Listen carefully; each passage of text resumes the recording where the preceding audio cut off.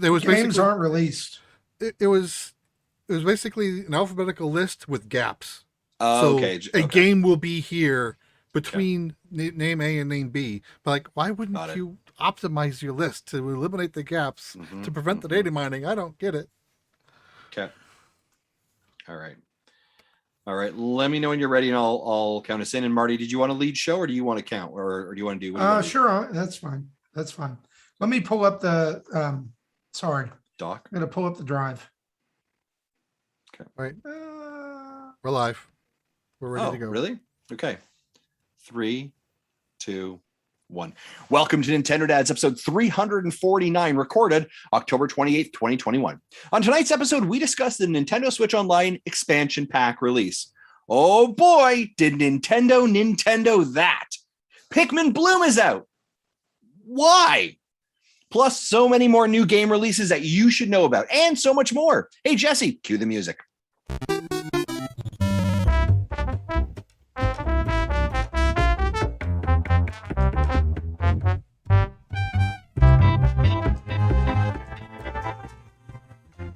Hey, what's up, everybody? It's Marty Estes here, and you're listening to Nintendo Dads, episode 349. It is October 28th, 2021, and I'm here with most of us to discuss Nintendo things. So if you didn't get it by the title, and you're not in a Nintendo, then maybe this is now the time to, I don't know. We do Game Pass news too. We don't have a PlayStation show yet, but maybe that can happen. What do you think, Justin? Sure, I'll fund it. We'll fund it. Absolutely, we will. There you go. Open challenge, PlayStation show, make it happen. PlayStation Dads, I don't know what you want to call it. Anyway, joining me on the show this week, all the way from the Great White North, Mr. Justin Masson. How are you, buddy? I'm doing great, Marty, and thank you for acknowledging my existence as a Canadian in the Great White North. I greatly appreciate that. Unlike Chris, I am speaking to you right now, you sweet, sweet man. I will find you if you dare call out my Canadiancy once again. I bathe in poutine. I full guzzle maple syrup. You and your NHL 94, get out of here, eh? I'm sorry, that was very aggressive. Sorry about that, eh? I just got a little excited. So, yeah. Nonetheless, on Twitter, for those of you like, what is going on? Why is he losing it? We're only moments in. Chris NHL 94 decided because I don't talk enough hockey, I'm not Canadian enough. And that really struck me to a core. And I was so angry. And then he said that Sean Capri was his favorite Canadian on the West. And I'm going to tell you. Dude. That hurt a little bit more, but I mean, if I'm going to lose to anyone, I'm fine to lose to Mr. Sean Capri. Listen. I just feel like, man, he came for you hard. I don't understand why. Like, it was out of nowhere. Listen, I've been backing your support for NHL 94. I said I'd buy you a copy when it comes out. You decide to come and poke me? You decide to poke the bear? How dare you, sir? How dare you? Clip that. There you go. Jesse's already on it. Speaking of already on it, Jesse Waldack from the land of barbecue and other stuff. Yeah. Hey, I flew over you last Friday night. Yeah, did you wave? I did. Did you see me? No. I was flying from Denver to Memphis, and I said, "Oh, hey, Jesse." And I'm trying to find it in the chat. You didn't say anything. Mecca says, if you can't speak French, you're not Canadian. I said that's only required in Quebec. Bonjour, Mecca. Ça va? You're just Googling that. I will come at you. All right. Je ne parle pas français. Oui. I'm like, my blood pressure's really up right now. I'm not gonna lie to you. Yeah. Hey, that's okay. Listen. Just like you don't have to drink sweet tea to be a Southerner, you don't have to like hockey to be a Canadian. It's not that I don't like hockey. I play hockey. I support hockey. I love hockey playoff. I just don't talk about it all the time. I want us to understand a true color, a true picture of Canadians. We are more than just maple syrup. We are more than just poutine. We are more than just hockey. Maple we are syrup more mooses. than free medical care and health care. We are more than socialists. We are a great country. We are the second largest country in the world. We are more than just hockey because we never seem to win at it. So we have to be more. You are more than hockey. You're America's hat. And for that, we thank you. I will swear to God, I will come and punch you in the face. Yeah, We're I going grew to up in fight. Minnesota, where hockey is kind of a thing too. Probably not as big as in Canada, but at least it's big enough that it's in high school sports. And I think I've been to 2 hockey games in my life, and they were just because I was in the pep band. We are more than Timbits, is what somebody just said in the chat. Yes, I will tell you this. I will, Justin, you were very gracious. You said you didn't hate hockey. I'm going to say it right here. I hate sweet tea.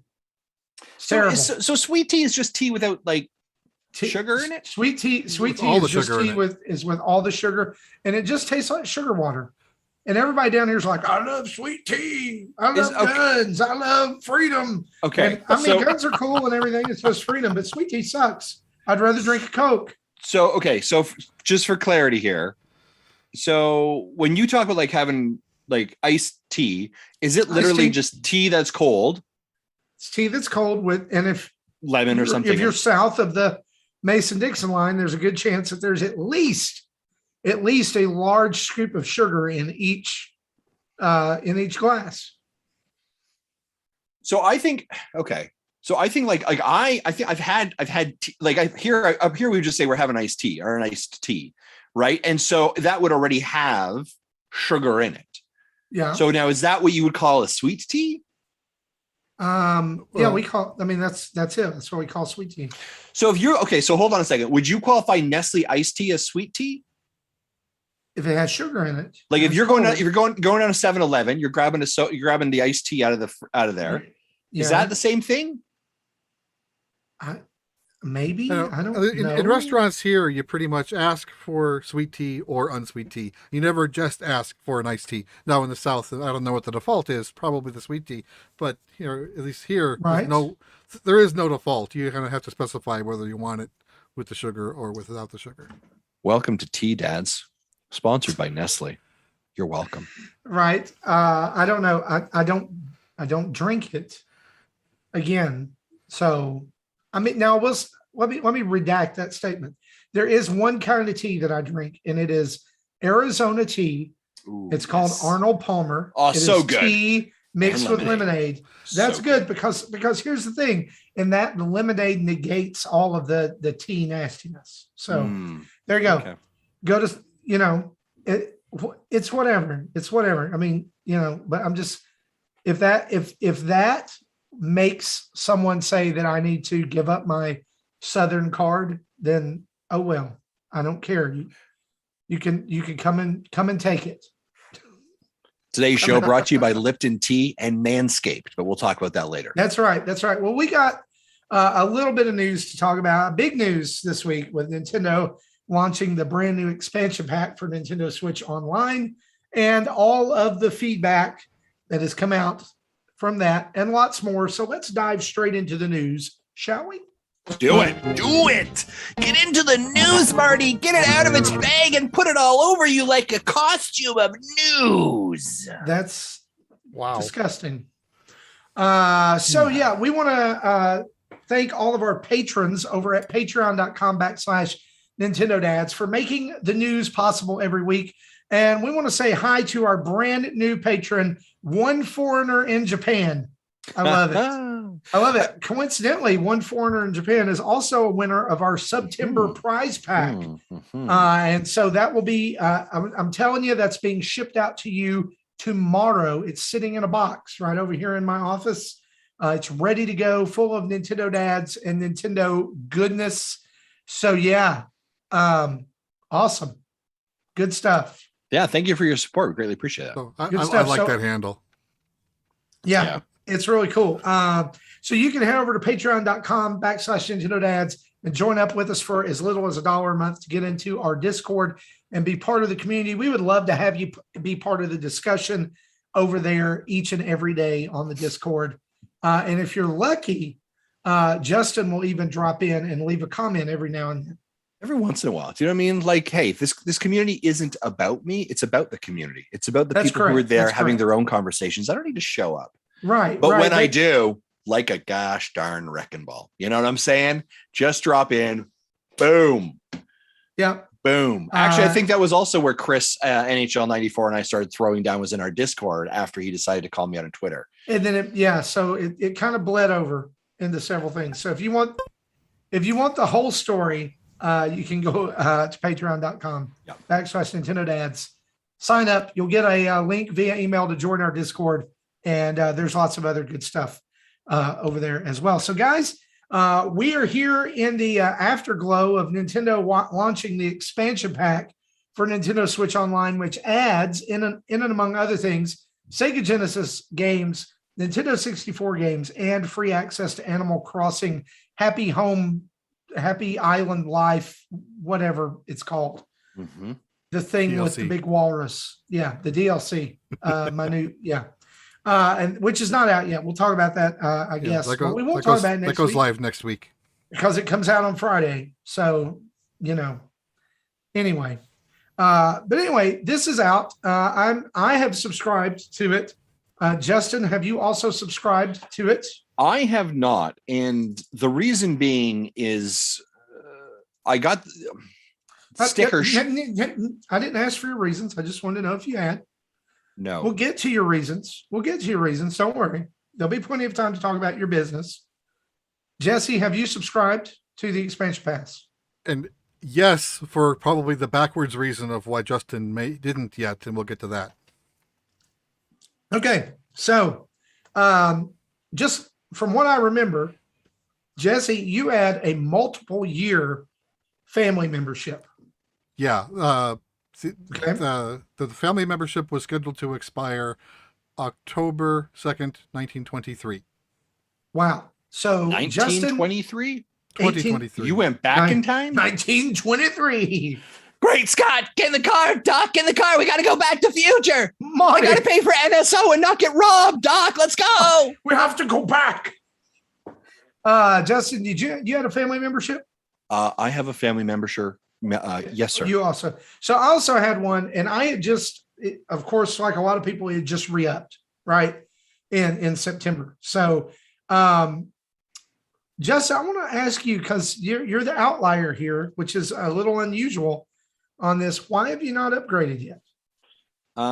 Because when I went to look at it, the $60 price tag that it would cost for me to upgrade to it kind of felt a bit hard. Again, so this is family. I will also be transparent. There are, like I said before, there are other people who are other families that are under my account that I am not collecting from. I'm not knocking on their door and asking for money, because before $40, that's fine. But when I'm coming up, when we look at this renewal coming up in September and we'll be coming up to $100 a year, that's a bit of a hard pill. And then I think the other part that really didn't drive me is, so the games that I would typically see on the N64 right now that would definitely be like, oh, I really, really want to play that right now, I already have access to those. So I think of like Ocarina of Time. Well, I've actually already got that on a portable device. It's called my 3DS. It's pretty sweet. Mario 64, I got that recently with the collection. Right. I don't like Sega. They can burn in hell. So that that's just a dumpster fire of games. Dude, anyways. That is a strong opinion. That's really, do you know whose fault that is? Chris NHL 94, because he got me in the mood. So I'm just saying. So here's a reality. When I look at the draw, and come at me later, that's fine. When I look at the draw, N64 games were really the draw for me. And then I looked at what was currently being offered. I kind of have either access to all of them. Now, here's the other part that I need to struggle with. I am going to be getting the Animal Crossing DLC expansion next Friday. My daughters are absolutely, they're like, oh my gosh, we're doing that. So I have there's this internal struggle I have. Which is I have no problem dropping that 30. It's about 35 Canadian, by the way, for that expansion. I have no problem dropping that, right? Kids are going to love it. They're excited. Yay. I don't know why, but I recognize the $25 difference. And it's like, I don't know if I'm okay with that. And I don't know why that I'm not okay with it. And then I kind of saw what happened on the internet when everyone's like, hey, I'm trying to play it. And these buttons can't be remapped and there's lag and things aren't well. Oh. And I said, like, this was such a Nintendo thing, which was, how can we Nintendo this? And I use that in a bad term, right? How can I Nintendo this up?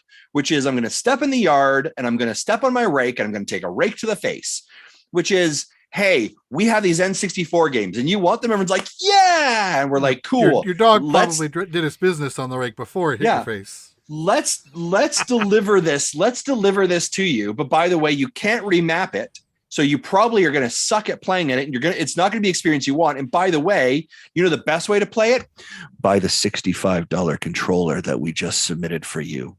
Right. So now you're like, I have to spend like $135 to play this stuff. And I'm sorry, I like Nintendo. I'm a fan of them, but no, enough is enough. Like, this is a miss. And if you're happy with it, awesome. Right. But I want to clarify something. Someone said the chat saying you can't remap the buttons. I thought you can do that at the system level. You can remap buttons, but you cannot say like invert so invert the joystick controls where absolutely up or down, like in Star Fox, for example. Can I say this, Justin? I'm so glad that you are the one to lead out with the fact that you are not okay with this, and that you are acknowledging the negativity that surrounds it, because usually it's me and usually it's people talking me off the cliff. But I'm going to say this: as soon as I downloaded it, I booted up. The first game that I went to, of course, was Mario 64. Yeah. Okay. I tried that and I was like, oh, okay. Did the thing, found the bomb, threw him off got the star, all that. So then I was like, cool. I've had that experience. It's a little weird. I can play it on, I play it on 3D All-Stars Collection. It's a little bit better.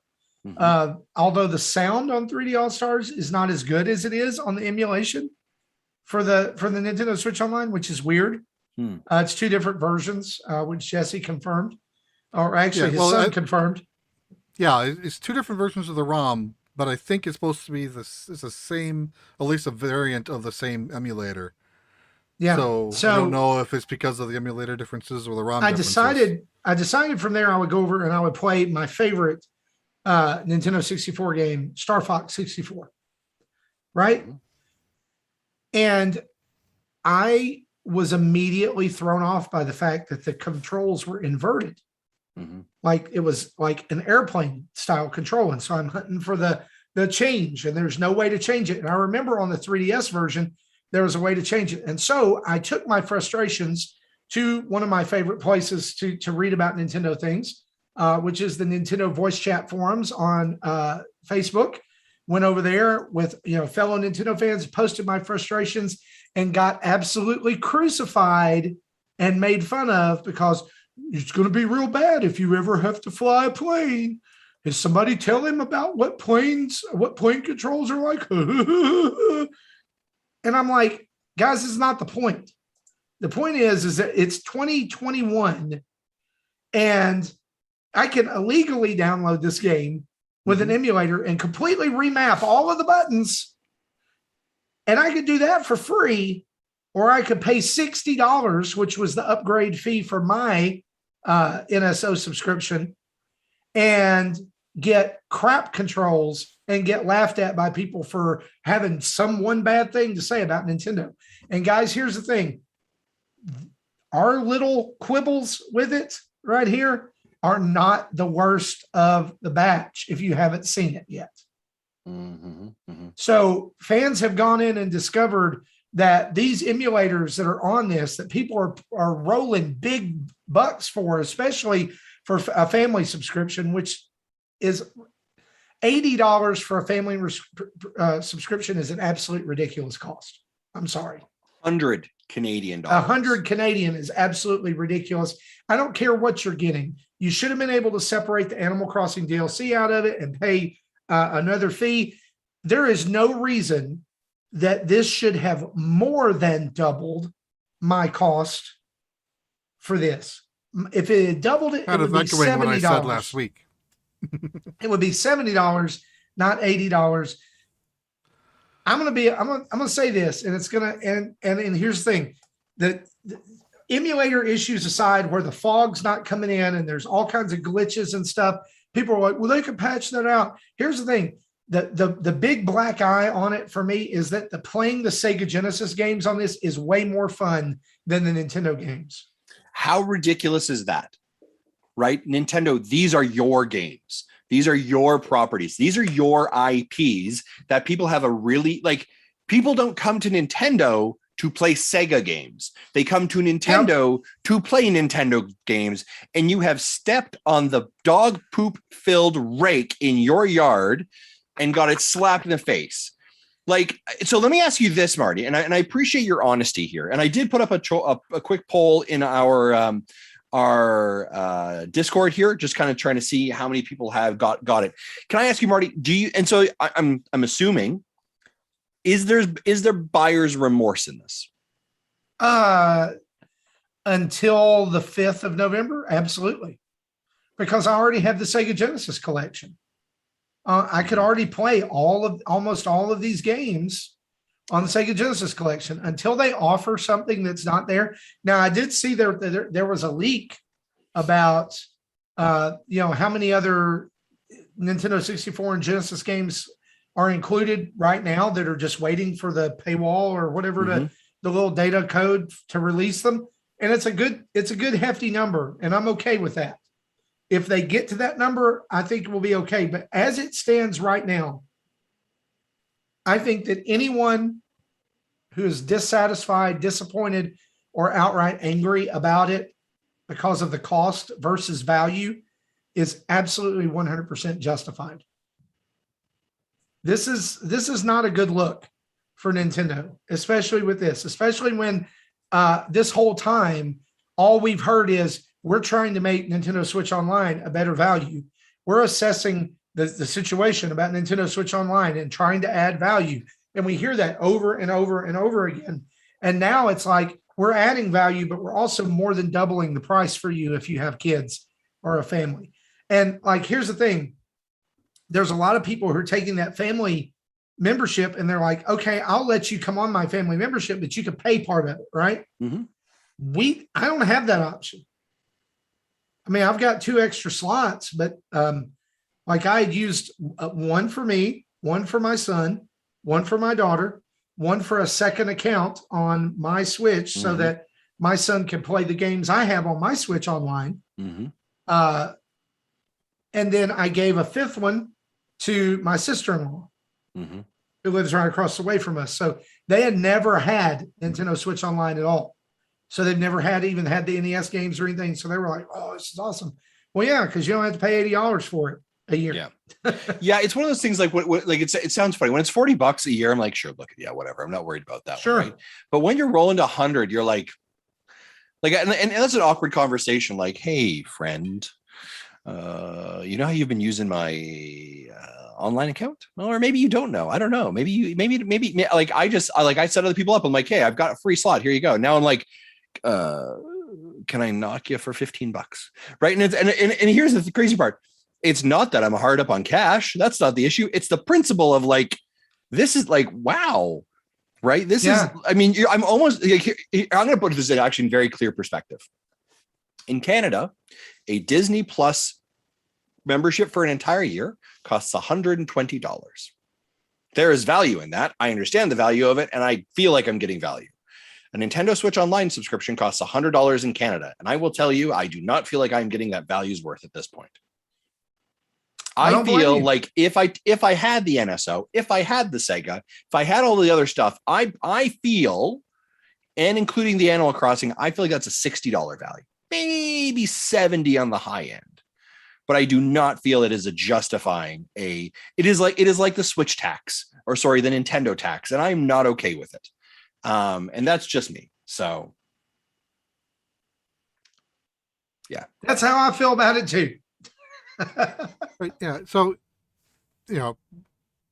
before I knew how the pricing was going to really be, I'm still in the mindset of they might charge me $90 because my expiration is 2 years from now. Mm-hmm. So I told Matthew, I'm not planning on buying this. Even if you want the service, I am going to want you to fork over some money. Yeah, that's right. And he was okay with it. So because, do we want to talk about how they handled the upgrades now? Yes, I was going to ask you. That's a great segue. Because for you, I mean, you had some significant ching in it already. So, so what they did for those of you who are still on the fence, if you have an existing membership, they'll basically buy out whatever amount you have left. If you have a family plan, it's 9 cents a day. If you have a single plan, it'll be 4 or 5. I wasn't able to verify that amount. And then they'll take that credit and discount the first year of the service up to the value of the service. You're not going to get negative numbers. So since I had 706 days between Monday and October 2nd, 2023, my 9 cents a day, it gave me a discount of $63.54. So the $80 price went down to $16.45. I said, hell yeah, I'll do that. So now I have the expansion pack with a 12-month duration, so it'll expire on October 25th, 22. Nice. So they pretty much took that extra $35 I already put in for that extra year and then just slapped that off the price. I'm gonna be honest with you.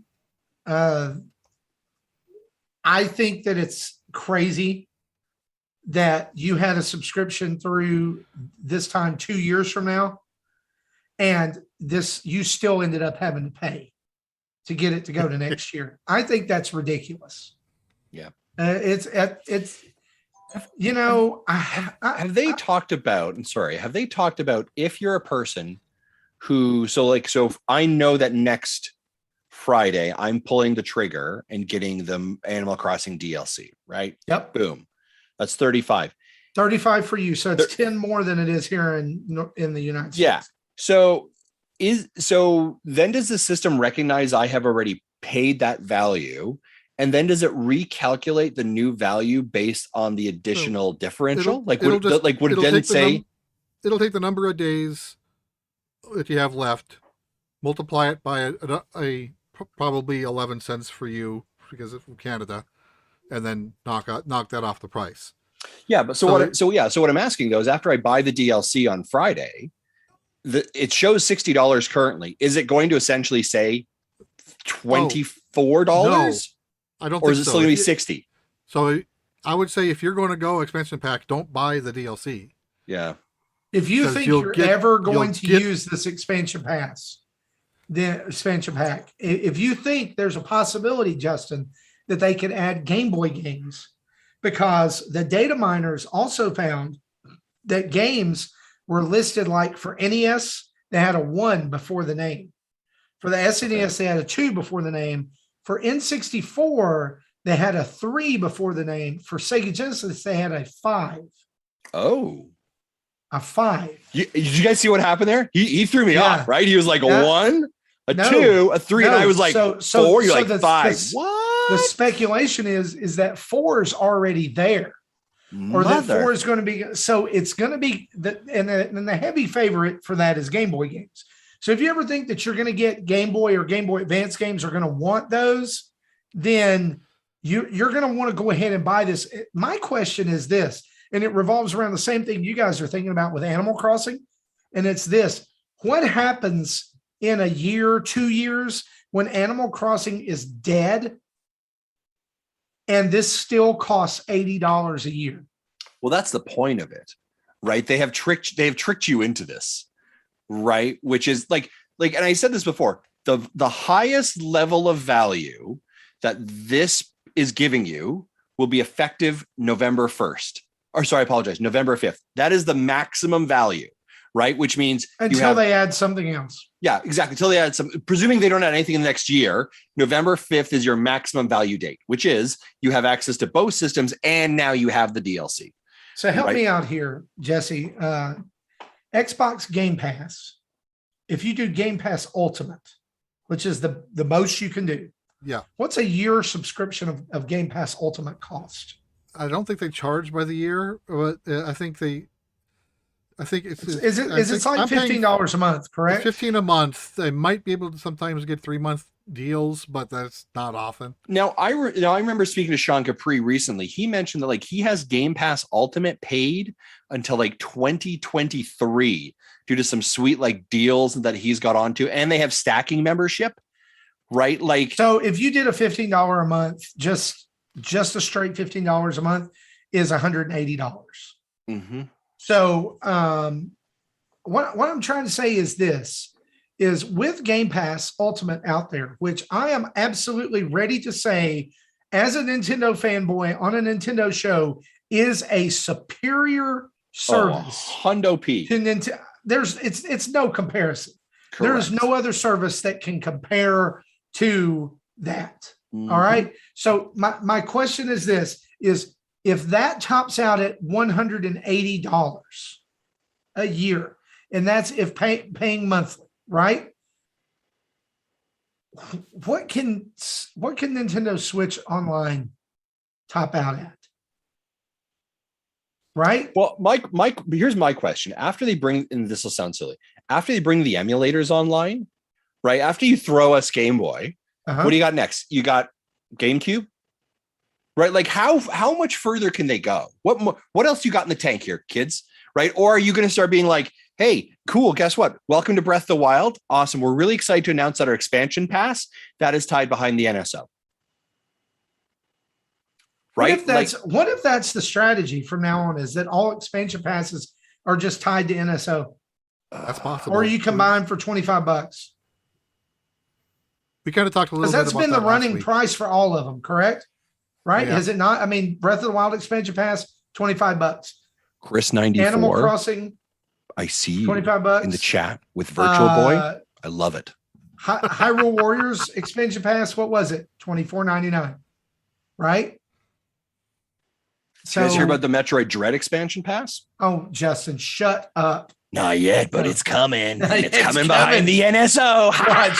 It's Metroid Dread remastered versions of Samus Returns, Zero Mission, all of that. $25 a game. This Here's the deal. I want to say this and maybe a little comparison here. This has been disappointing for me as a consumer, as someone who is kind of wrapped up in Nintendo. And it kind of makes me think about another situation that we're going through right now. And that is in about 2 weeks or 3 weeks, me and we're going to Disney. Okay. We're going to Disney World. And this is like the 50th anniversary of Disney World. It's going to be great fun, all that stuff. And I have been really, really excited about going to Disney World, especially to do Rise of the Resistance, which is the brand new Star Wars experience there. Okay. So up until real recently, you had to get in a virtual queue at 7 a.m. every morning. You had to get your virtual queue pass. You had to go. Well, they've done away with that. Now they've gone back to just a line. You go stand in line, or they've introduced this service called Genie Plus, where for a certain amount every day, you can buy fast passes for each individual, buy the ability to have fast passes, or for the 2 most popular attractions in every park, they have something called Lightning Lane, which are $15 each, one-time use that you can, that now have taken your way to the front of the line. They have now taken the place of what used to be Fast Pass, which when we went to Disney back in 2013, just because you got your ticket, you were offered a Fast Pass. You could do 3, and then you could get into different ones, and you could skip the line, or you could just go standby. So for me and my family to Fast Pass a ride now, it would cost us $60 a day per ride to do that. And I want to be honest with you, that does not sound family friendly. It sounds Disney bank account friendly. It sounds consumer taking advantage of friendly. And that's kind of what this expansion pack kind of has come for a lot of people to be. I think that it's, I mean, like if I were you, if I was in your position, I live where you live, I would have to seriously consider, is this worth it for me? Yeah, exactly. $100. Well, and I think the other part of it that really frustrates me, Marty, and so I'm going to say this, and I typically put the business hat on, and I typically will talk about Nintendo's business decisions, right? I will say, where is business, Justin? Chris 94 asks. Talking him off a ledge right now, Chris 94, because he's a bit riled up, Chris 94. Typically, I am more than happy to talk about business decisions and try and justify why something might happen. I fully believe in this situation, Nintendo has overstretched. You have a certain amount of goodwill, you have nostalgia, you have kind of this relationship with your customers that, and I've said before, Nintendo's not your best friend. They're not going to make your wishes and dreams come true. Okay. But there is this give and take of relationship back and forth and understanding value. And I think this is a situation where Nintendo has unfortunately overstretched this value and overstretched a little bit of it. And these do not feel like consumer friendly moves or customer or client, whatever, gamer friendly moves. And you strike this against a disposition or strike this against a contrast. And Marty, you brought up of the moves that Xbox does. Xbox is very gamer friendly moves, right? That feels like that's kind of their ethos. It's kind of their statements, right? They kind of feel like at any time I could jump on and Phil Spencer is actually playing games together and he loves it. Like there is a bit of that consumer friendly mentality, especially with where they are right now. And I think Game Pass is an example. Nintendo is taking a very business stance and strategy on this, trying to get in this idea of online service, trying to get onto this idea of subscription models, but it feels like again they're just missing the mark every single time, and understand, like they're overpricing the value of nostalgia. Now, I said last time that absolutely the cost of IPs to go out and get this, like I said before, folks, Banjo and Kazooie that we all really, really wanted, we talked about it. Microsoft ain't giving that for free. There's got to be a cost to some of these things, right? But this definitely feels like they're overstretching, and especially in this batch here, these are IPs they own, right? For the most part. Yeah. So this shouldn't be overstretched. The thing that really grinds my gears, right, the most about it is, as you know, you're talking about the latency lag that we've seen, and then the controller input issue. You essentially are saying, I'm forcing you to go buy the N64 controller. Right. If you want that experience, you want to be able to play that doesn't feel like you're, coming out with this weird kind of claw grip, then you need to actually get the N64 controller. And I think that's a little bit dirty. Like that's definitely a great example of, we know what you will buy. And the reality is also this. Yeah, everyone bought it. Do you know what I mean? Like they were sold out quickly. Like people understood that. So go ahead, Justin. Something else that came up. I think Andre noticed it just because he lives close to Washington and got his package first. Like I'm not getting my controllers until tomorrow, but same here. The N64 controller, that controller, you cannot map your buttons, even at the system level. Really? Yeah. So while I'm sure it'll be a perfect fit to play N64 games right out of the box, but if you want it, if someone's crazy enough to try to want to play Breath of the Wild with an N64 controller, and you're going to want to map buttons to do everything you want to do, you're not going to be able to. Yeah. This is the first time I've ever felt like Nintendo has ever kind of twirled the evil, like Scrooge McDuck kind of mustache of they'll buy whatever I want. I'll give it to them and they're going to do it. One of the first things I thought of when they announced those prices a few weeks ago was, this is definitely not the same Nintendo from 15, 20 years ago, just talking about at the leadership level. Mm-hmm. Not saying that if Wada was still around, we wouldn't have these prices, but there's no way to know for sure. But that's just, you know, we're 2 presidents past Iwata now, and yeah, this is it's a new leadership. It wouldn't surprise me if that has something to do with this. Yeah, I just think that I think they're going to see this backfire in a way that they didn't expect. And guys, here's the thing. I don't think they expect it to. Like, I don't think that they think there's anything wrong with this. And it's going to blow up in their face, and they're going to be like, if it has, I mean, like they had to have seen some of the gripes about the emulation and all that other stuff already. And I kind of imagine they're sitting there going, I don't get it. I don't understand why we gave them the Nintendo 64 games. And we gave them more Animal Crossing. Right. They're supposed to love it.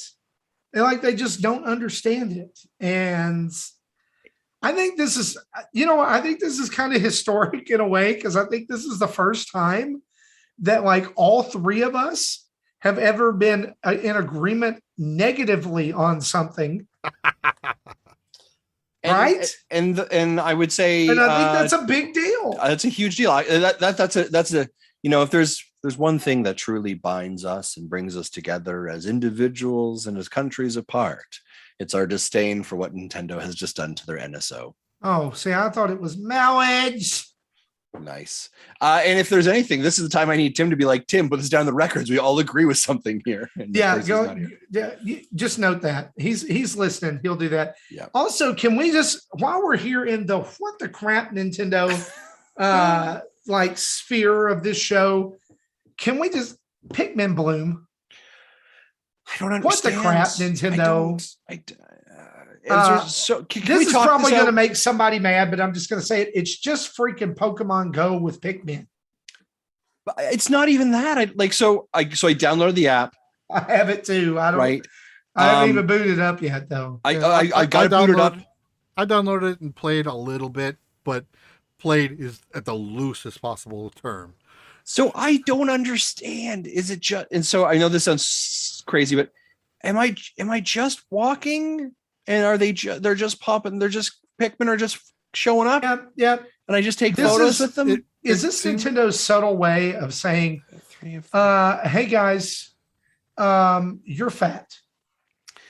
They've been doing that for a while. Did you not see Ring Fit? Go out and take a walk with Pikmin. Did you not see Ring Fit? That's what they've been doing. This is kind of a glorified pedometer. So this is where the wellness thing went. The vitality sensor. Yeah. Wow. Yeah, I don't. So I don't get right? it. I don't understand it. I'm not going to use it. Well, here's the thing. I automatically clicked it or connected it to my Apple Watch, so it's doing all the work for me. Okay. So I apparently today I did almost 2,000 steps is what they're saying. I don't think that's accurate. I think I walked more than that.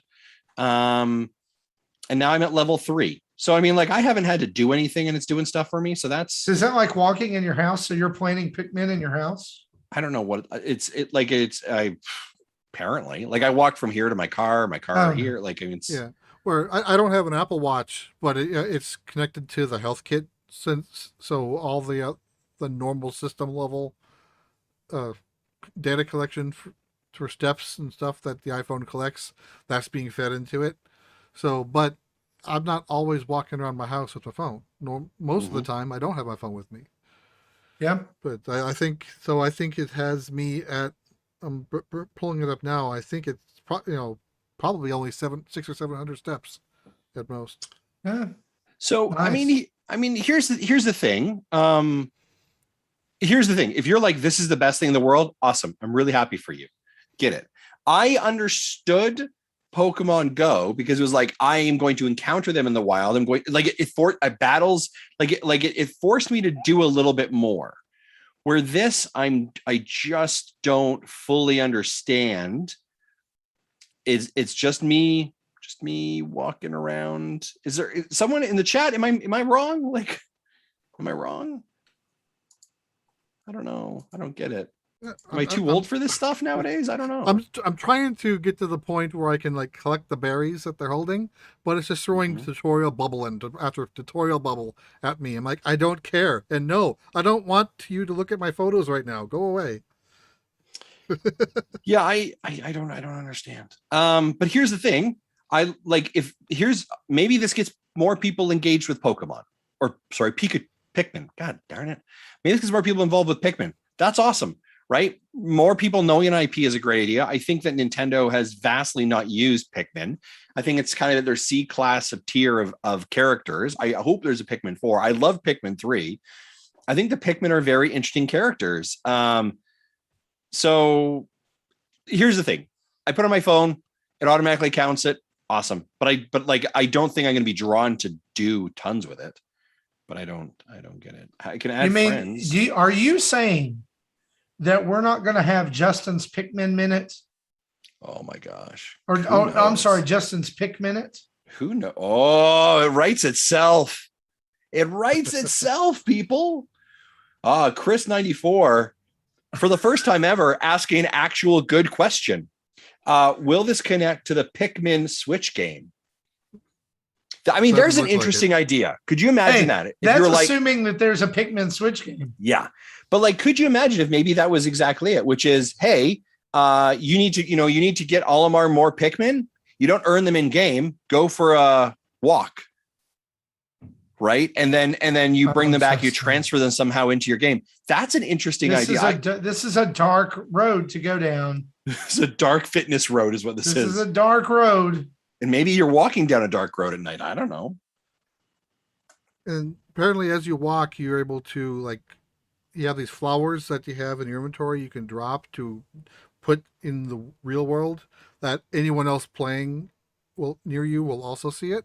So if you have many Pikmin Bloom players together, it'll change the map faster. But I haven't activated them yet, and I don't think I've seen anything in my area. I don't know if no one's playing this, so I can tell. Yeah, probably not going to. Yeah, I threw it the $2 for the starter pack to get a few goodies. Unless the game is hiding things that it hasn't shown me yet that I'm interested in, that's probably all I'm going to give it. Yeah, and for all we know, it's going to evolve. But there's a photo mode where you can add stuff. Like it's essentially like a walking journal. Yeah. Right. Yeah, like a glorified pedometer. Yeah. So I don't know. I just put in the Discord chat here, my code. If you want to put me on, you can. I don't know if there's a huge value, but you're welcome to do that. If you want to like walk together. Yeah, if you want to pretend like I understand how this works and make fun of me and my amount of walking, you can. I saw someone say, "Go, here's my code, so we can go fake plants together." Yeah, I think that's pretty accurate. Yeah. Right. I'm feeding them. They're not happy with me. They just gave me a heart. I have a friendship level. That's exciting. Oh, friendship level. Oh my, he's just a fatty. He's just really liking that. Look at him go. Yeah, this is riveting content. Absolutely. All right. Riveting content. I they kind of buried how to add friends after you've missed it. After you canceled it the first time through, it took me like 5 taps to find it again. Are you and I friends now? Is that what you just did there? I'm going to submit the friend request shortly. Oh my God, I'm on the edge of my seat the entire time. Please let this happen. Oh, this is absolutely terrible content. Absolutely terrible content. Yeah. So Pikmin Bloom is available right now if you want to go torture yourself with that. Let's talk some game release updates and news. Stardew Valley's creator has announced a brand new game called The Haunted Chocolatier, and that's pretty much all we know about it. There's a logo and the announcement of the game. So it's probably going to be about ghosts and chocolate. I think that looks so good. I saw that. I was like, my wife is going to be excited. My daughter is going to be excited. They both love Stardew Valley. I think this looks great. I really hope this comes out soon. Buy another Switch for your house. Get out of here. I'm not just getting a fourth one. Yeah, you will. Yeah, it's going to happen. Also, some other game release updates. Mario Party Superstar will be available as you listen to this on your audio devices. So for those of you who like Mario Party, go snap it up. It's going to be there. And I'm excited very much about this game, and we're going to be playing it next week on Extra Life, me and my family. Yeah. For So those listening live, it goes live in 55 minutes. there you go. Yeah. So we'll and it's scoring looks like the Metacritic is about 7.5, 8.5. that's So dumb. There's people in there review bombing it already. It's dumb. I know that IGN gave it an 8. And that's pretty good. That's I'm pretty happy with solid. that. That's I mean, pretty you solid. know, I wouldn't That's be kind of expecting where I like expected. It's Mario Party. You kind of know what you're getting at this point. It's not going to set the world on fire. Especially since these are remade games. I still think there's probably a DLC pack for this coming, probably to be included with Nintendo Switch Online Plus Expansion Pass for $24.99 or $35 as if you're in Canada. And then they'll give us Mario Party 2, 3, and 4 later. Yep, I'm fine with that. Other games we want to mention, Toonchae, which was originally announced in the Indie World Showcase in December of 2020, is now launching November 2nd at a discounted price of $16.99. You can pre-order it right now. I still think this one looks interesting. It's on my radar. Also launching 2 days later. I actually backed it on Kickstarter. Did you? Yeah. So I'll be getting a code for it. So hopefully before the rest of us do. Nope. They definitely said it's the same day as release day. Nope. They said that. I got an email. They're like, you're getting it the same day as everybody else. Why do people do this? Why do they do this? At least it's not after the release date. If you listen to this and you do Kickstarters for games, do better. Don't do this. Here's some like inside baseball, folks. So recently, what was that? Billy Rainbow came out, right? It was early October. I had backed that one as well.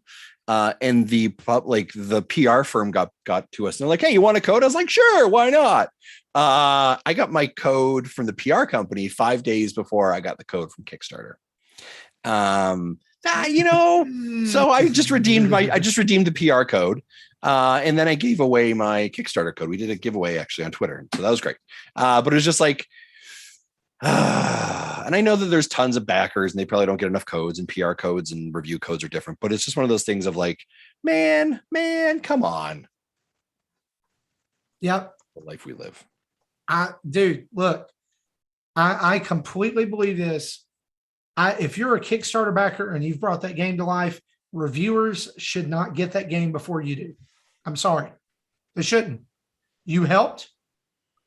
It exists because of you. Give me my code. I don't think that's too much to ask. I'm excited for when Mighty Number 9 hits the 3DS. Oh yeah, it's coming. It's still coming. It's out there. They're working on it. One guy in a basement somewhere is working on it right now. It's the guy from Squid Game. He's working on it. Coming out 2 days later on November 4th, A Boy and His Blob, which is a Switch port of the 2009 Wii game from WayForward. It's also available for pre-order right now for $14.99 in the eShop. Guys, please don't sleep on this game. I love the concept. It's a boy. He feeds the blob jelly beans. Each different kind of jelly bean causes the blob to turn into something different that he can then use. It's one of my favorite NES games back in the day. It's just really neat. And the art on this is really cool. I've not played this one. Okay. No, because again, it was a Wii game, and I don't know, somehow I was playing a lot of Xbox 360 then. I've heard a lot of people I've seen pretty good comments on this actually. Yeah, I think it's one that people slept on and missed. Grand Theft Auto, the trilogy, the definitive edition, is now available for pre-order. It's $59.99 in the eShop. It's also a 25.4 gigabyte download if you purchase it in the eShop. The physical version will have some content on cart, but others will require download to access. There's no details about that, but I did find out this week there are some Switch exclusive features that are coming to this game, including gyro aiming, touchscreen zooming, and menu controls, and some others. And so I think that's going to be cool. I wish you could piece this out. because I played a lot of Grand Theft Auto 3 regular back in the day, but I've always wanted to really play Vice City. I never played that one. That's the one I'm really interested in. I believe Nintendo has also now become the publisher on this, eh? Yeah. Nintendo's publishing it, which is a very interesting move. The page on the Nintendo site still says it's Rockstar. Well, Rockstar is the dev. The publisher, I believe, is Nintendo. Yeah. I'm looking it up again. That's interesting, isn't it? Yeah, it says publisher Rockstar, so who knows? And there is no slot for developer here, so who knows? Huh. Well, maybe that's coming. Surviving the Aftermath was first mentioned a year ago today in the October 2020 Nintendo Direct Partner Showcase. It's now coming November 16th. Also this week, Death's Door was announced during the State of Play from PlayStation yesterday, but they also revealed it's coming to Nintendo Switch November 23rd. I can't wait for this one. Yeah, I've heard nothing. I've heard this is like one of those like top contenders for Game of the Year. This is like Hades coming to the Switch. Sweet. Okay. Yeah, I'm all in on this one. Yeah, me too. I can't wait. The fact that it's the weekend of Thanksgiving is going to get me through that. Nice. What's this game about again? You're at the door of death. Yeah, come on. It's the title. Like, what more do you want from us? It's a roguelike, kind of like Enter the Gungeon, except it's more fantasy related. Well, that's why it's dungeon crawly. It's dungeon crawly. Art style is ridiculously good though. In some other news, I'm going to do some positive before we do negative. 2 Tomb Raider games are coming to Nintendo Switch. Both of these originally on Xbox and PlayStation. Lara Croft and the Guardian of Light and Lara Croft and the Temple of Osiris are both coming to Nintendo Switch in 2022. That was announced this week, but also announced today, I believe, or yesterday. Advance Wars 1 and 2 Reboot Camp has now been delayed until spring of 2022. We didn't even get a video about it or an explanation. It was just, hey, it's coming out next year in a tweet from Nintendo. Hey, guys. Hey, we're just going to delay it. So there goes my Christmas game. Anyway, guys, I think that's all the news. That means it's time to take a little break and hear from our sponsor, Manscaped.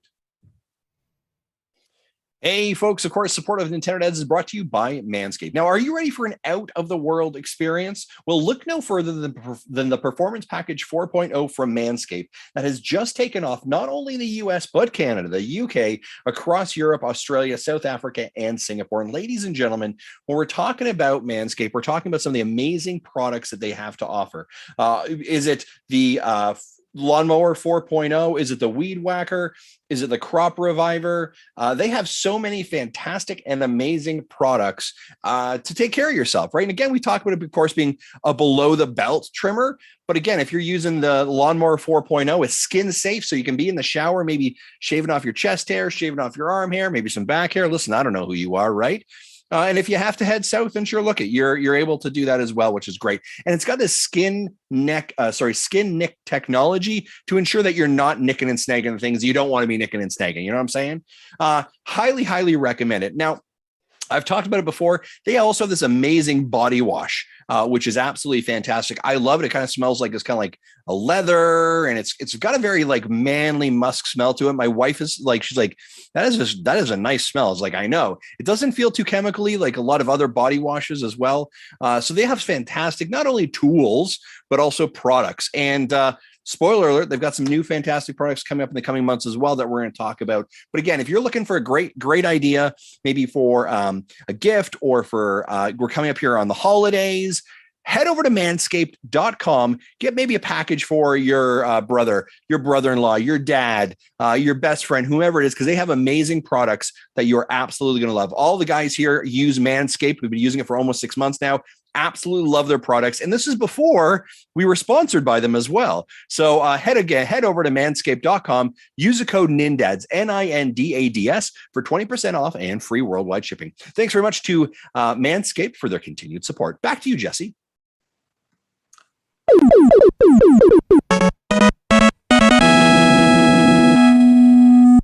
Hey guys, guess what? It's the 26th Maximus Cup this weekend featuring Metroid Dread. I told you so. I knew this was coming, Justin. Where's the bumper? Where's the bumper? Oh my gosh. This is buried here. Where is Well, it? you can. Justin was right. Justin was right. Justin was right. Listen, the only reason that Can't hear you now. You died. Okay, what happened? Marty just lost your mic. you were right. Yeah, I don't know what's going on. All right. I was like, did we just break Marty? The only reason you're right, I'm just saying, is because I wasn't here to say anything about it. Yeah. I would have said it too. In fact, I kind of don't understand why this didn't happen before Metroid came out or the weekend that Metroid came out. Maybe it's because they wanted people to play Metroid. Also, I think this would be a great point to mention too, that there is a demo now for Metroid Dread. I don't understand. I don't like typically. Okay, hold on. Well, here's the thing with the Maximus Cups. It's always a couple of weeks after big game launches. So this is why, and people are busting my balls on Twitter. This is a low hanging fruit. Like we see this literally. Go back and track person. Big game release, 3 to 4 weeks later, you're going to see something from Maximus Cup. This is how they're doing it. But yeah, you're right, Marty. So for those who don't know, this week Nintendo released the Metroid Dread demo available in the Nintendo Switch eShop, which is kind of like, it feels like some intern programmed it in like 7 weeks ago and literally forgot to hit the button. And then the boss is like, hey, how are we tracking for those Metroid Dread demos? And they're like, yeah, no, lots of people are downloading it. People are loving the demo. He's like, cool. And then he like goes over his computer, like hit, refresh, and makes it live on the eShop. I don't understand how like 3 weeks later you put this demo out. What is wrong with you? Right. Yeah. Here's the only thing I can think of. The sales aren't very good. So they're trying to get it out to as many people as possible to try and re-amp up the energy and the excitement around it and to make sure people are really, really aware of it. Or people that were maybe on the fence, heard really good reviews, are now going to try the demo and are now going to purchase the game. This is a very odd time to be putting out a demo for this game. It makes zero sense from a marketing perspective. I don't understand it. Yeah. Justin, I disagree. Tim, you're not on this call right now. You're in the chat. So you have to disagree. I can say whatever I want. Hey, Tim, Metroid is a piece of garbage game. Come at me, bro. Wow. Okay. Because he can't do anything. He's sitting. It's not a piece of garbage game. You're just bad at it. No, I'm okay. I actually love it. I just want to give Tim a hard time because he can't do anything. He's at work. Yeah. So you can play the demo and you can also play Tetris 99. And you can get your Metroid Dread theme beginning now. If you're listening to this in your audio device, if you're watching us as we record, it starts at 12 a.m. PDT through November 1st at 11:59 p.m. PDT, not PS. Thank you. Even though that makes no sense. It makes all the sense. Speaking of making no sense, it's time for Jesse's PokéMinute. Pikachu. I hate you all. Good night, Justin. I've actually got a new reclining chair. I'm actually going to use it right now. I would just like to say to the audience that can't see this that there are just as many notes for Jesse's PokéMinute as there were for news this week. Yes. I'm using the timer. You only get 2 minutes. I'm doing it now. Okay, so an update on November Community Day. Last week we said that it would be an electric type from Sinnoh, and I had it narrowed down to 4 possible options. The next day, they announced that it will be featuring Shinx. If you evolve Alexio before 7 o'clock on the day of the event, to get a Luxray that knows the charge attack Psychic Fangs. For $1, you'll be able to access a Community Day exclusive research story, Flash, Spark, and Gleam. During the event, egg incubators will have 4 times the effectiveness. You'll receive 3 times the normal amount of candies for transfers, and 4 times increased chance at earning Candy XL when transferring Pokemon. Volibee will be November's featured research breakthrough encounter. The Monday 1-coin boxes containing a remote pass and other items will continue in November. For the 5-star raid schedule, Darkrai will continue until November 5th. The Cobalion, Terrakion, and Virizion, knowing the attack Sacred Sword, will be in raids from November 5th through 16th. Cresselia will be in raids from November 16th through December 1st. And all 5-star raid encounters can result in a shiny encounter. Mega raid schedule, Mega Absol will continue through November 5th. Mega Manectric will be 5th through 16th, and Mega Lopunny will return from November 16th through December 1st. Also, all can be potentially shiny. And then a quick highlight of upcoming events: Festival of Lights, November 5th through 14th, to celebrate light overcoming darkness. Dia de Muertos, or the Day of the Dead, November 1st and 2nd, with special event for trainers around the world. Brilliant Diamond and Shining Pearl celebration event, November 16th through 21st. And the Season of Mischief will close out with an epic event from November 26th through the 29th. Trainers who completed the Misunderstood Mischief special research story will be able to unlock another special research story where trainers will have an opportunity to learn more about Hoopa. What was his time? Are you kidding me? That was literally 2 minutes on the dot. Didn't even Wow. practice that. That was beautiful. Love it. Wow. He's good. When he's on, he's on. Let's talk about what we've been playing, shall we? Let's do it.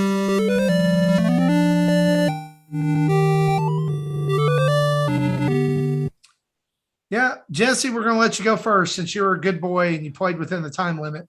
What you been Okay. playing? Thank you. All right, so Pikmin Bloom's on my list. We already talked about that. I won't go on. Last week I talked about Corpse Party, where I was just kind of starting out. I got to a point where I was literally stuck. I got to a no-win situation. I apparently have to do something specific earlier on in the chapter to be able to complete it. I restarted the game and tried playing it again and still ended up in the no-win situation. So I'm like, okay, I'm done with this game. I don't want to play this game with a walkthrough in my lap. So I might go back to it later, but I decided I wanted to play something else. Okay. I normally don't talk about mobile games, but Dragon Quest TACT is something I wanted to talk about this week. You know, that game launched earlier this year. I think it's like 8 or 9 months ago now. And I was a daily player up until 2.0 launched a month ago, maybe earlier than that. You know, they put out a notice when iOS 15 launched, says, don't update this until we let you know that it's safe to do so. Then they said, all right, it's safe to update to iOS 15. So I did. And everything was fine until version 2.0 of the game came out, and then it crashes on my iPad. So I'm like, okay, I'm not playing this game anymore. So like every week or so, I tried launching it just to see if it would come up, and it didn't. Then this weekend, it did. It came up. It updated to 2.0.1, and I'm going through the the patch history, and it says, you know, at some point after it broke, 2.0 doesn't work with some iPad users running iOS 15, and then when they released 0.1 to make it work. So I've been starting to play this game again, and so I'm like, they added like new level caps, which requires new grinding for items to make those levels. So I'm like, I feel like I'm a month already behind of the grind, of that type of grind. But one thing they added was the ability to auto rematch. So like, say, you know, this is, you got your normal stamina cost and maximum stamina. So if I have 100 stamina and an event costs 20, I can just say auto rematch and it'll run it through the 5 times until I'm out of stamina. Sure, great. There are some encounters that are 0 stamina cost that is, you know, meant to grind out certain other characters. So with no stamina cost, there is a cap of 60. So I can just turn it on, let it run for an hour and a half while I do other things. I no longer have to babysit the game anymore to grind. So I was able to get like 4 characters up to near max or at max level in 3 days. So I'm at least the max level as they're the level 6 character with I haven't, some of them, it introduced a new maximum level of 7th rank, which increases the level cap further, that I have to slowly unlock items to get those. But at least I'm playing this game again, and I'm kind of liking this. It was just, I thought it was an interesting story with, the game breaking on me, and couldn't play for almost a month. Okay. So when I was done with Corpse Party, I picked up a game off my backlog that I originally didn't think I would like enough to want to talk in the show. But it ended up being, this is in my top 10 list for the year. Love Esquire, which kind of a visual novel dating sim type of game. It does get a little horny, but nothing completely lewd. Like there's no nudes at all. But you might see some like upskirt shots from time to time. There, you are this basically a farm boy who has been picked to be a squire, and so as you're training, you meet these five girls, one of which is the princess of the kingdom, who is his dad, the king, is sick, so she's effectively being acting queen, even though she hasn't been crowned yet. A visiting princess from another kingdom who's here for diplomatic reasons. A really shy nurse who only talks to you in like 2 or 3 word sentences. And even after she opens up to you, it's lucky to have a sentence with more than 6 words in it. And then this short little feisty girl that gets on your bad side quick, but you find common ground. And then the 5th one is kind of gross. It's the character who was introduced originally as your sister. You do find out, is this a stepsister? So you're not blood related, but still, that's kind of gross. Anyway, so each of these characters actually has a pretty interesting story behind it. They all have a history. They all have past problems that they open up to you over time to tell you about. They all have current problems that you're helping them with. And I really got into the story. Normally this type of games, I'll play it through once and then might run a second round to see a different ending. This one, I liked it so much, I played it through and got all 5, I got an ending for each of the 5 characters. Oh, we just lost Justin.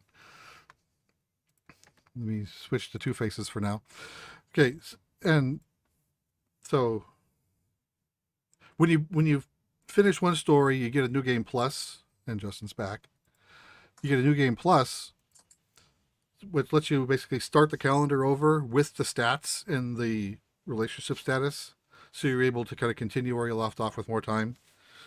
That'll, skip any, so like and the gameplay is kind of like Persona 4 and Persona 5. That's not the dungeon crawling part. It's just the running around the city, talking with your friends, that type of thing. So like the entire game is that. So if you're not into that, then you're not going to like this. And there's one part where it does have a turn-based battle system that kind of it's different. It's you and your knight. Then you do not actually attack directly. You are support to the knight. So the knight is doing the attacking. So you're able to do things like taunt so the enemies attack you instead of the knight. So you can heal. You can cheer on the knight, which basically lets him hit multiple targets at once. And then you collect loot. Like money bags will drop and you have to collect it. So there's 15 of these challenges in the game, starting off really, really easy. And the last one is significantly hard. It took me like three or 4 times to do it.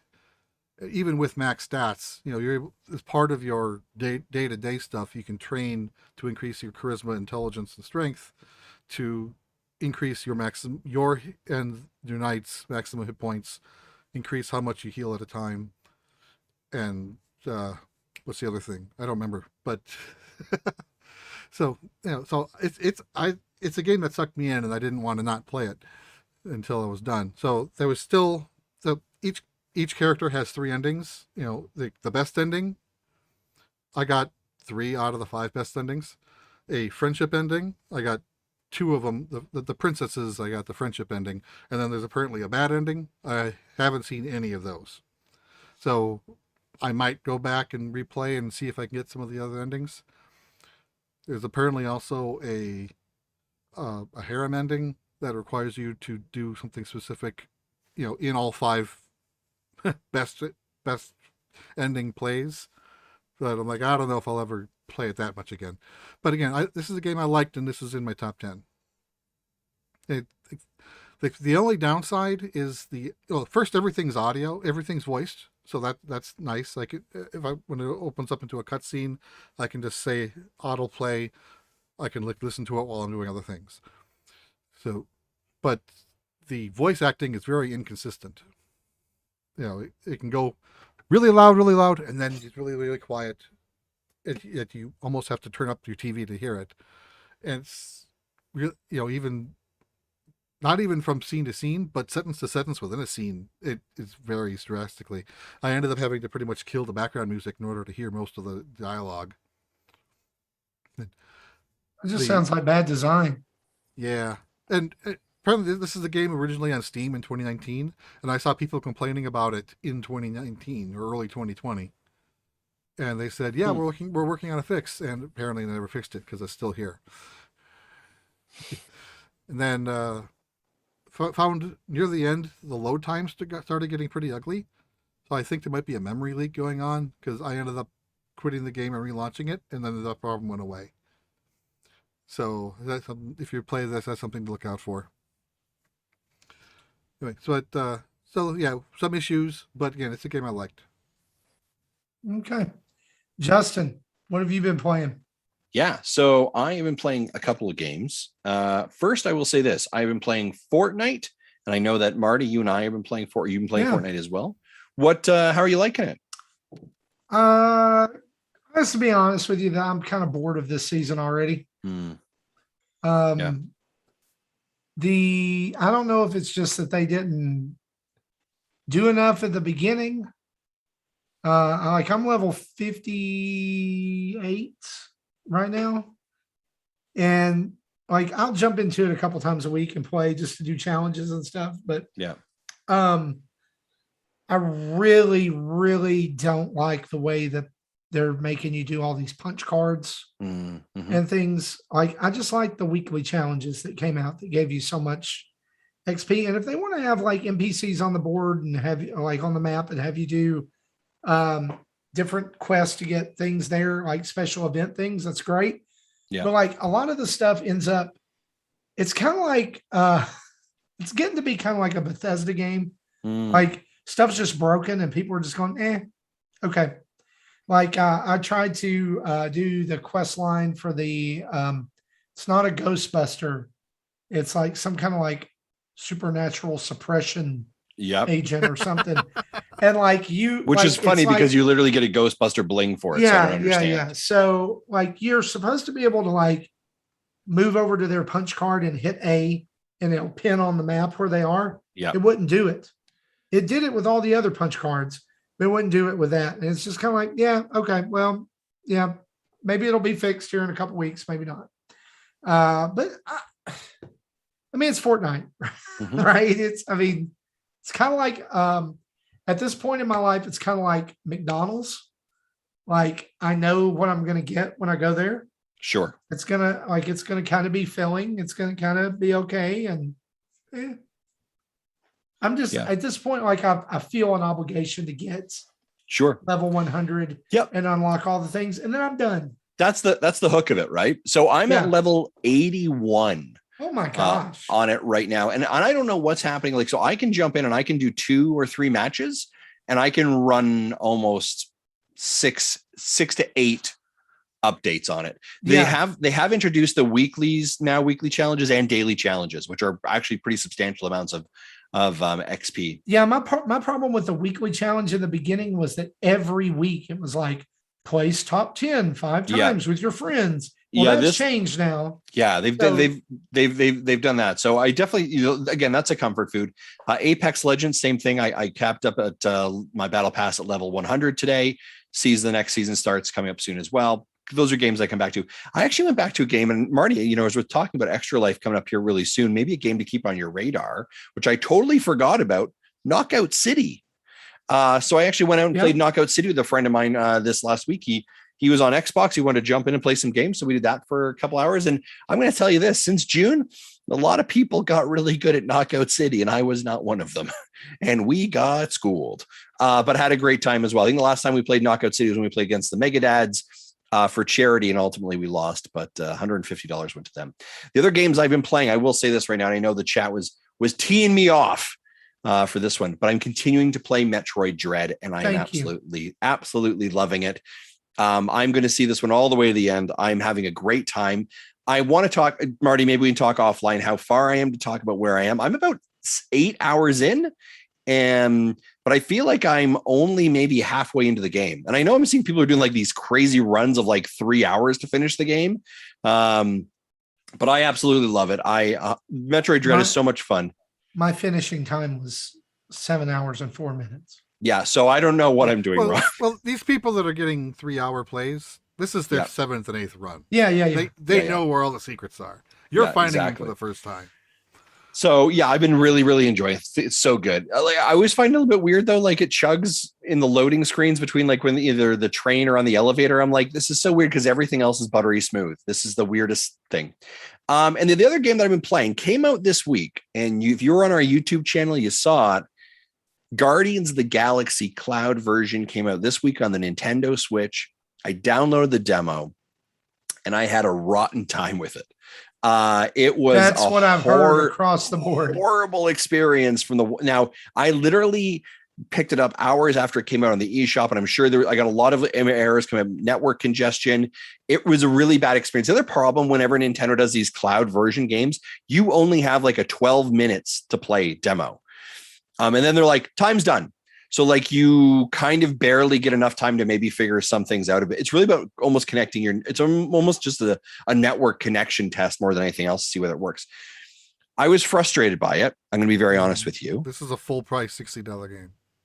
But I decided to pull the trigger on it, and I picked it up after my demo experience because I was really excited for it. And I have put about 2 hours into it.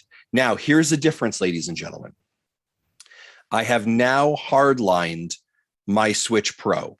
I have put an Ethernet connection in, hardlined it, and that changed my experience exponentially. And I'm going to shout out Timothy All for making that suggestion. He's like, go do that, figure it out. And I was like, I can't do that. My internet thing is too far away, blah, blah, blah. And then I was like, wait a second. I've got a booster. Hold on a second. So I reconfigured, moved some things around. Easy peasy. And then I'm going to tell you, my experience since then has been buttery smooth. This is a great game. It's a ton of fun. I'm going to tell you, it's a bit challenging because obviously the MCU Guardians of the Galaxy, right? And this is a different Guardians of the Galaxy a little bit, right? But there's also so there's kind of this like overlay, and I think it's the same situation that we heard about for Marvel's Avengers, right? I've seen Chris Evans. I know Captain America. This is not Captain America. It's a bit weird.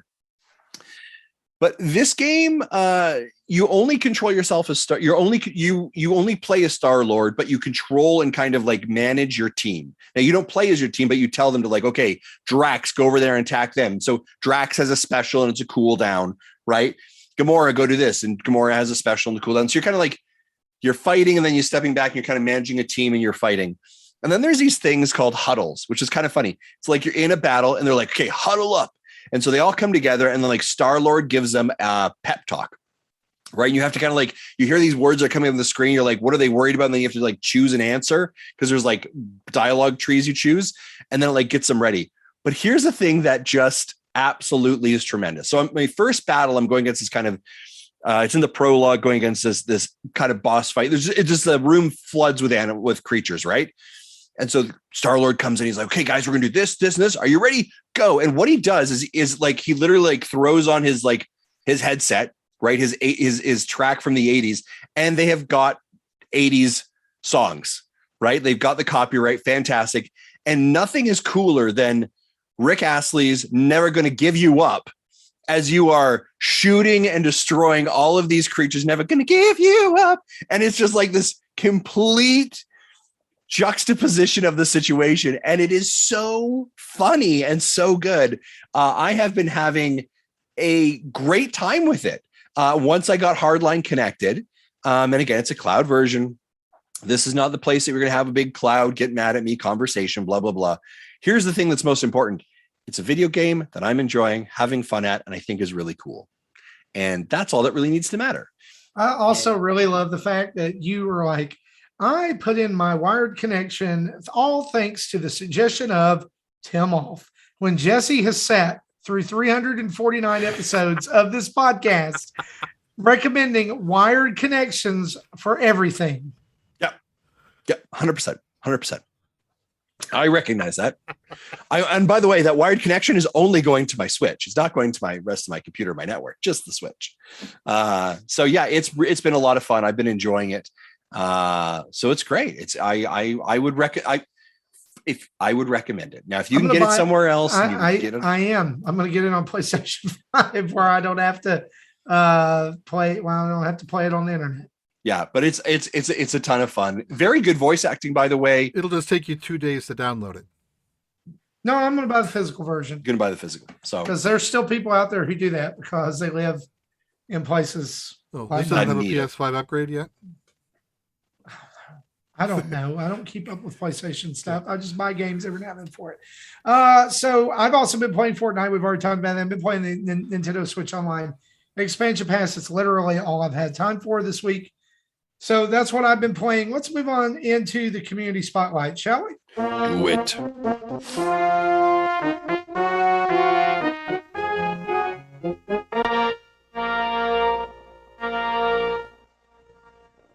So very quickly here, we're going to run down some podcast updates for Retro Logic, Dan, DatFast, John, and Third Strongest Mole Sam.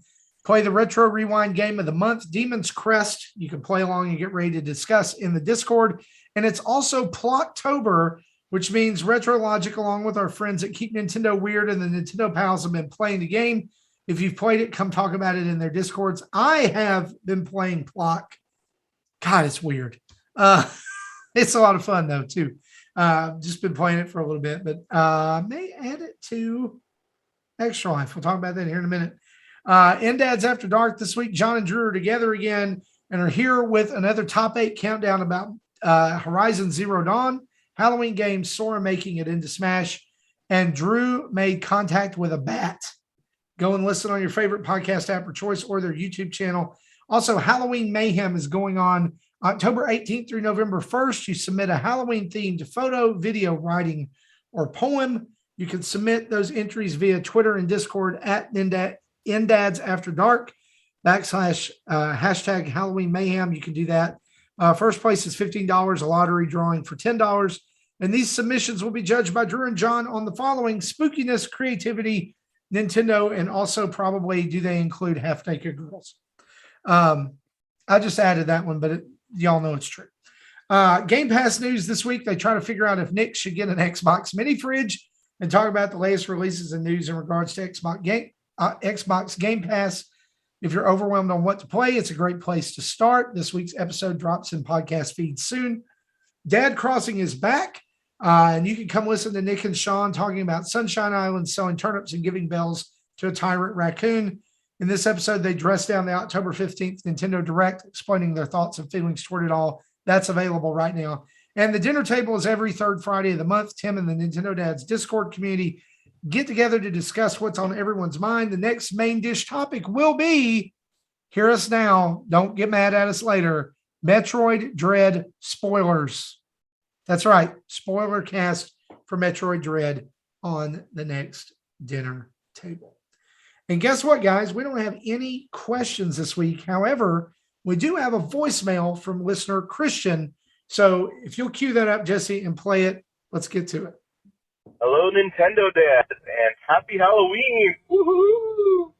Sorry, I'm just a big nerd for Halloween. This is Christian again, and my kids and I are super pumped for Halloween. We got our haunted house ready, and we got so much candy to pass out. But my reason for calling is that because of Halloween, I wanted to know what your guys' most spookiest, most scariest moments in playing Nintendo games specifically. I'll share mine. Whenever I was a young kid, around 10 years old, my brother and I would play Super Mario World. And in 1-1, or actually in World, in the ghost house, that's my spookiest one because every time I get to that ghost house, I hear the music and I can't even play it. I have to pass it over to my brother. Even now to this day, listening to that music still gives me the chills. Anyways, guys, happy Halloween. Thanks again for all your hard work for this show. I'll talk to you guys later. Spookiest Nintendo memory. I've got two that come to mind.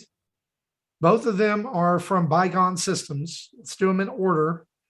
First one is those freaking mummy zombie things in Ocarina of Time that grab you and scream.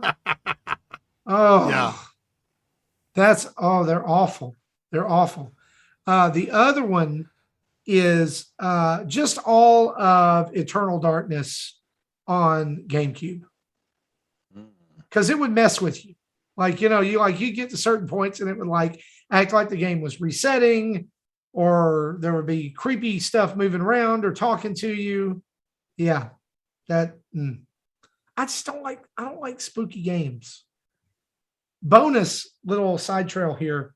My son, who's 14 and is notoriously jumpy, is going to his first haunted house tomorrow night. Oh. With some friends. He's acting like a big man. He's like, oh yeah, I'm gonna go. And I told him today, I was like, son, probably need to take a backpack. He was like, why? He's like, I don't know if they allow backpacks. I was like, well, it's not to take in with you. Probably gonna need it for when you come out and you need to put your crapping pants on. He just kind of looked at me and he's like, Dad, I'm gonna be okay. And I was like, son, I'm just gonna tell you. Just warning you, 41-year-old man. I've lived through some stuff. You might want to bring those crapping pants. Just saying. That's fantastic. What about you guys? Scariest, spookiest Nintendo moments? I also don't play spooky games much on purpose. Corpse Party is, that I talked about last week, kind of like is the most it gets, and it's kind of not really jump scary. It's kind of like gore, but it's like 16-bit pixelated gore, so that makes it better. At least I think the only real jump scare moment I can think of from a Nintendo game is that piano in Mario 64. Oh yeah, where you think it's in the haunted house and you think it's a real piano, and then all of a sudden it's got teeth. Boom, boom, boom, boom. It's chasing you. Yeah. Yep. Yeah, I don't like that. I don't. Justin, what about you? Boo scares the bejeebus out of me every time. What? Boo. Boo? Boo. Yeah, it scares. I'm just kidding.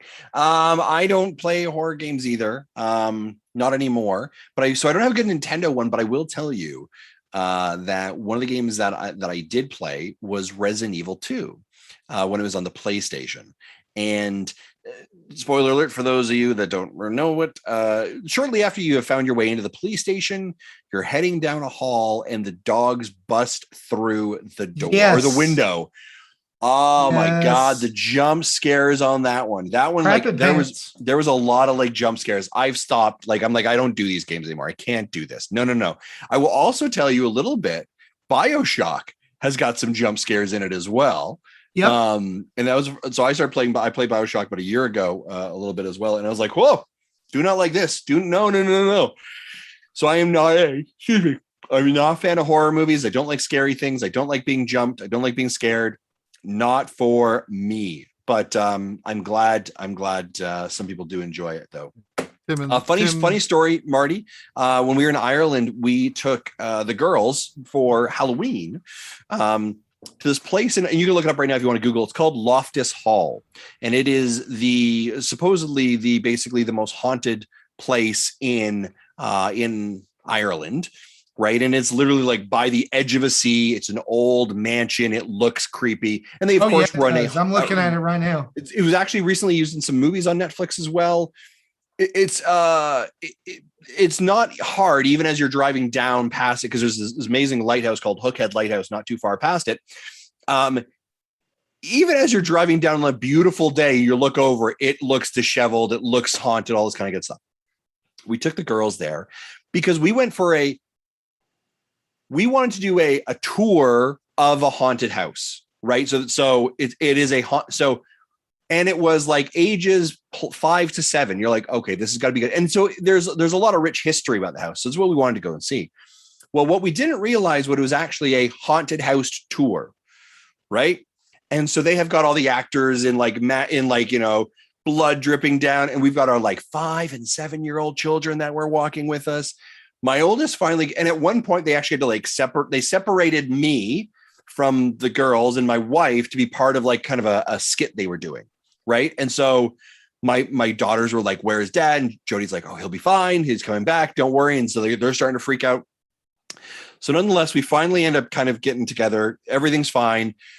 I can see the girls are starting to kind of wind up a bit. I was like, okay, we just got to keep it nice and calm, nice and calm, nice and calm. I'm like, we're not too far from the end of this thing. And they bring us in this little church chapel in the haunted house, and they sit down and they're telling this story about the ghost flies around and watch out for Casper. And they've got air cannons. And so the air cannon goes off behind my daughter's hair, right? Blows it up. Done. That is it. She is a mess. And so we're like, hey, so we've kind of got her. We're like, all right, we're going to walk out the hall. We're going to head to the exit. I can see the exit sign. And as you're leaving, you can see like the actors getting prepared to like jump around the corner. And I saw your man and I did this. No, you will not. And he's like, sure. Look at, sorry. And I was like, yeah. So I've got like, and so like these like actors about ready. And I was like, if you know what's good for you, you're going to stay in that corner. He's like, I sure will. Sorry about that. No. And I was like, oh, you little bastards. So we get her outside. She comes into, and of course the exit for this haunted house is literally into their like cafe seating area, right? And so like which is also the entry for this haunted house. So like my daughter is coming out bawling and crying as these other families are about to go in. I was like, oh, you poor bastards. We're not from around here. Bye. Yeah. Sorry, Sorry. So the place my son's going, anybody listening can Google this. It's called the 13th Realm. Ooh. It's in Tennessee. And one of the attractions there is that they have scary clowns on stilts that chase you. Like their pants are long, so it makes them look like they have elongated arms and legs. Yeah. So I fully believe he's gonna come home tomorrow night and he's not gonna sleep for like 2 weeks. It's gonna be great. 13th realm of hell is what it feels like when I have hot wings and I'm on a toilet. Do you know what I'm saying? Like that's what I experience. So that's a ring of fire. Ring of fire. Tim in chat says, the OG Doom. Yeah, that's a good one. It's a good one. The OG Doom. Yeah. Doom's scary. Yeah. Then I remember playing that. I also remember a game that was also by id or ID Software. I don't know how they pronounce it, but it was called Hexen. And it was kind of like a magical version of Doom. I played it on PC when I was a kid. It was kind of spooky too, kind of scary. The worst part nowadays, and I've watched like some of these, obviously games have gotten more advanced, right? And this kind of stuff. And now with like 3D audio, like the immersion that you feel, right? Of like, you can hear that creature behind you on the left-hand side. You're like, no. Yeah. So there's this similar to your daughter's experience. There was a ride in Disney World that we took my 6-year-old son on back in 2013, and it's Stitch's Experiment or something like that, like Experiment 626 Escape. Yeah. And what it used to be is like you're sitting in the round and there's like this glass tube in the middle, and it used to be like an alien encounter, like the alien was there and it would like materialize in front of you, and supposedly it would get loose. And like what it is this thing comes over you and this harness comes down, Yeah. And it like clamps down on your shoulders. So like so you're not up because it gets pitch black in there. So you're not up like wandering around in the dark. Right. Yeah. So my son's already there and he's already clamped in. And he's already like, and so like, you know, it used to be this like grotesque, like alien looking thing. And at the end, like something would happen and the lights would come back on and it would be like exploded over the glass. Okay. Because they had to like redo they had to terminate the experiment. Well, with Stitch, Stitch showed up and he starts causing mischief and he breaks out. Yeah. And the lights go off and like you can hear him like moving behind you or he'll tap you on your back or like at one point he burps and they blow the stinky air. Yeah. And like I was like, Stitch is your favorite character, you know, it's his favorite Disney character. He went nuts. Really? I mean, like inconsolable in the middle. And I was like, and it's like the first thing we did when we got to Disney. Yeah. And I was like, we have just ruined his entire trip. This is that we're never recovering from this. But like at the end, you know, it comes back and Stitch is in the middle and he's like doing a dance, you know, this little animatronic thing. And so he kind of calmed down after that and got better. But like, we didn't know that was going to happen. Yeah. Like they could have warned us, been like, hey, he's not going to be able to get out. And if he doesn't like that, we're gonna genuinely attempt to scare the living bejeebus right out of him. Yeah, right here at the very first year vacation. Well, guys, that's episode 300. Before we wrap up, Tim also said Doki Doki had some creepy moments for sure, and I didn't think of that as a Nintendo game since I played it on PC first, but I guess that would definitely qualify. Yeah. Also, I saw Mecha put in a chat here. What are some video games you think would be perfect in a Squid Game competition? Anything from Mario Party. Tetris. Yeah. I haven't seen that show yet. Don't know if I am. I'm a couple episodes in. It's okay. Like it's okay. I'm not like, it's not a show that you just go, oh man, that's my favorite show. Yeah.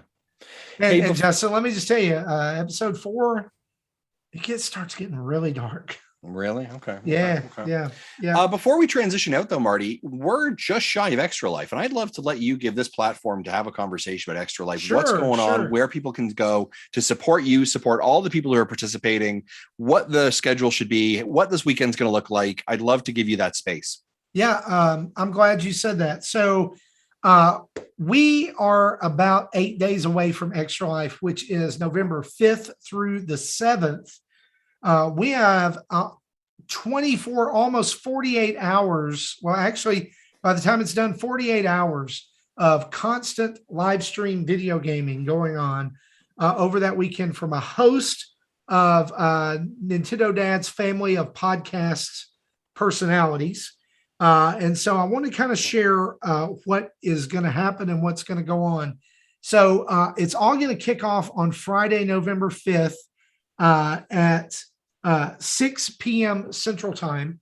And what's going to happen is from 6 p.m. Central Time on Friday until 6 p.m. Central Time on Saturday, I and Isaac, who's my son, are going to be 24/7 or 24-hour live stream. All right. So Saturday night, I'm going to start with Mega Man 4. I always start with a Mega Man game. So I'm going to play through as much Mega Man 4 as I can get through until 8 o'clock. At 8 o'clock, I am going to stream NHL 94.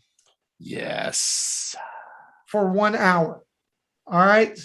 After that, starting at 9 and going forward, we're going to play some community games. I wanted to give folks time to get kids in bed and things like that. So we're going to start with some Mario Kart. We're going to move on to Jackbox Party Pack 8. And then overnight, we'll do some retro stuff if anyone wants to stay up and hang out during that time. And we're going to end the day from 4 to 6 on Saturday with Among Us with the community. And we'll do some Mario Party Superstars with my family before that. If we reach 50% of the goal, I've been challenged by my daughter to play Just Dance live on stream. Nice. And at 100% of the goal, my son and I will both get pied in the face. anyone who gives during this 48-hour period, not just during my 24-hour period, but during the 48-hour period, anyone who gives will be entered to win a big cache of prizes from us, which includes a entire not cash prizes, not cash prizes, a cache, like a treasure CACHE. trove, a treasure trove of prizes. It includes a complete grooming kit from Manscaped valued at $130. There's also going to be all kinds of gaming accessories we're going to be giving away from our friends at PDP. We also give away a digital download of a game every time. You'll be eligible to win that, and also probably some other surprises during that time. At 6 p.m., I'm going to turn the reins over on Saturday to Jesse, who's going to stream for a couple of hours there. Jesse, what are you thinking you're going to do? I'm shooting at Jackbox games, and if for some reason we don't have an audience enough that's wanting to play it, I'll just play some the Super Nintendo ActRaiser or something. Awesome. After Jesse's done, he's going to turn it over to Third Strongest Mole from Retro Logic, who's going to go from 8 p.m. until 2 a.m.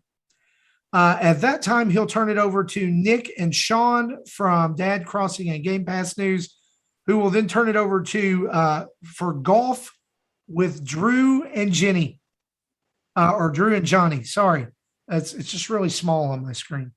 And then Nick and Sean will come back for a little bit, and then Tim will stream from 5 p.m. until 11 p.m. on Sunday night, closing out our Extra Life campaign. Right now, guys, I'm pulling this up. I have already raised a bit for mine. I think last time I checked, it was $410. Wow. My goal is $2,750. I'm also playing for Team Nintendo Dads, as well as other people. And our goal overall is $4,000. We've raised $575 of that right now. Our team roster right now consists of myself, Tim, Mecha Dragon, and Nick Metzger. You can join in as well if you want to by heading over to extra-life.org, searching for Nintendo Dads, and clicking join our team. After you create your account, you'll set your goal, and you can join in and pump our goal up and help us raise money. But it's going to be going all weekend. And there's also a link at NintendoDads.org homepage.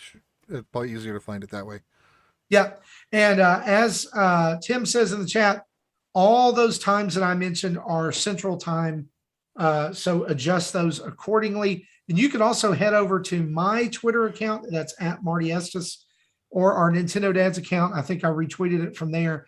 You can see my schedule, the full schedule of games, which includes Justin, if you're into it, man. I know you said you might jump in. We're gonna do some overnight Fortnite. Yeah, we're gonna have to set some time to figure out when. But yeah, jumping in for some Fortnite with you to support, and as well, of course, Marty, we would be remiss if we did not mention the annual Dr. Mario smashing that my wife provides to you. Yeah. Can we do that on Dr. Mario 64 this year? Well, now you're forcing me to purchase it, you son of a.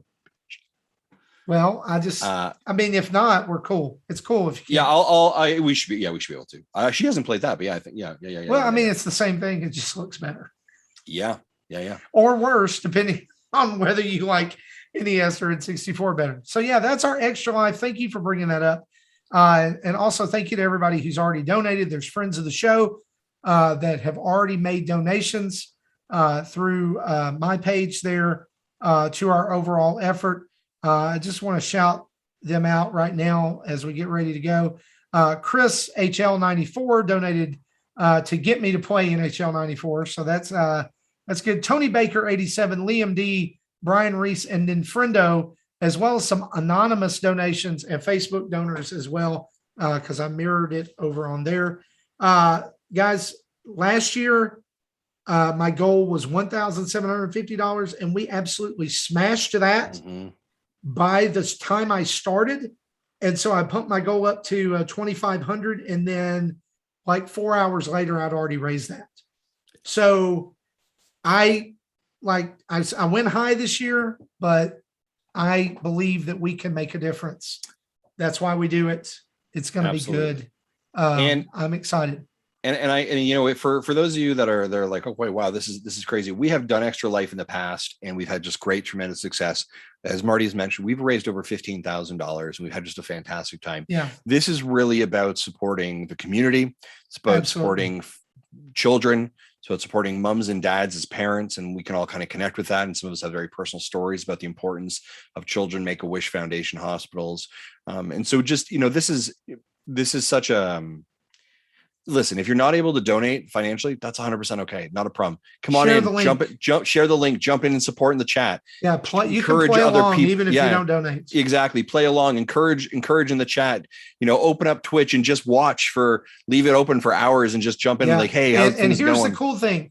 If you're playing and like most of those community games like Mario Kart, Among Us, Jackbox, we're going to have the Discord channel open so that you can, if you're a patron of the show, you will not only be playing and talking with us, you'll actually be on the live stream as well. At least during my recording. I've got that figured out. It worked the other day. So I'm excited to actually be able to hear people and play along this year. And yeah, it's all for the kids. It's all for the kids. And also so that we can also eventually have bragging rights that we did again, raise more money than the Megadets. Mm-hmm. Right. Mm-hmm. And I want to say this too, because people have been so gracious over the last few years, especially in mine. I started this year $9 away from $6,000 donated to Le Bonheur Children's Hospital, which is the hospital I played for. And that's just personally through my own. Now with 410 already raised, I've already given over that. So over $6,000 raised for one of these children's hospitals is pretty stinking cool. And we've been able to give to a lot of them. Again, you get to pick the one you play for if you join our team. And so we would love to have you aboard Team Nintendo Dads for Extra Life. And y'all, if we can get it, here's the other thing. If we can get it, the end is not just going to be a pie to the face. It's going to be chugging a 20-ounce can of flaming hot Mountain Dew. This is fantastic content, ladies and gentlemen. This is why you're really limited here. Time. Oh, and Jesse and Tim are going to do the one chip challenge. And is that goal related, or are you just doing that? I think we want it goal related. We just haven't figured out when yet. It'll likely be later on in Tim's Sunday block. Yeah. So let's just call it Probably right now. The last thing. Let's just call it this, Jesse. If we meet our team goal, you guys will do the one chip challenge. That sounds reasonable. And for those, and Marty, I know you mentioned you might be doing this dance off, right? We set some goals, right? Every single year. I just put on our Facebook page, Nintendo Dads, and I just put on our Discord. About 3 years ago, I was challenged to do a Just Dance challenge, which was if the team met a specific goal, and they absolutely did. So I did all the single ladies. Big thanks to Ubisoft for providing us that code as well. And I have just put that on the channel on the page. So if you want to watch a fat guy dance to all the single ladies and how out of shape I am, please feel free to go over to our Facebook page right now and take a watch of it. It is a good laugh. I guarantee you that however bad it is, mine is going to be much worse. But I will say this, there's also a video floating around on our channel out there of our goal for last year, which was ghost pepper donuts. Yep. For me and my son. So you can go check that out too. The time that I ate the hottest donut I've ever eaten in my life. But guys, thanks for your support for Extra Life already. We'll talk about it more next week on the show and then be getting fired up for the stream on Friday night. That's been episode 349 of Nintendo Dads. We want to thank you for listening along. We want to thank you for supporting the show any way that you do. Whether you're a YouTube subscriber, we've got over almost 5,800 YouTube subscribers. We're coming up on that. Almost 1,200 followers on Twitch. And we want to say thank you to the 27 Twitch subscribers who also get access to our Discord community and activities. If you've got Amazon Prime, you've got a Twitch subscription just sitting there. We would love to have it. You can head over to Amazon.com and click on Twitch Prime to figure out how to gift your subscription every month. And if you want to, you can also support us by going over to manscaped.com and using the code NINDADS, that's NINDADS, to get 20% off your order with free shipping. It helps the show. It helps you. You'll love it. I promise. Be sure to check us out at nintendodads.org for merch, links to all of our social media and videos, and all kinds of other goodness, as well as our extra life. It's over there. Huge thanks to our Patreon producers, Dave Ernsberger, Antonio Catronio, Metroid Hunter 101, and Solo Something. Thank you guys for being a big part of the show. You can be part of our Patreon community as well by heading over to patreon.com/Nintendo Dads, where you can be a patron friend, a patron saint of Nintendo Dads for as little as $1 a month. Email us at nintendodads@gmail.com or call in like Christian and leave a voicemail at 929-25-NDADS. That's 929-256-3237. Big thanks to OC Remix for the music used throughout the show. And a reminder, wherever you listen to us, be sure that you give us a 5-star rating and review. We would love other people to find the show, and that's the best way to make that happen. For me, for Jesse, and for Dancing Justin, this has been episode 349 of Nintendo Dads. We'll see you next week. Bye-bye.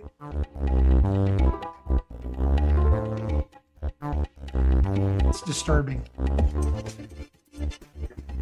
I think his camera finally had enough.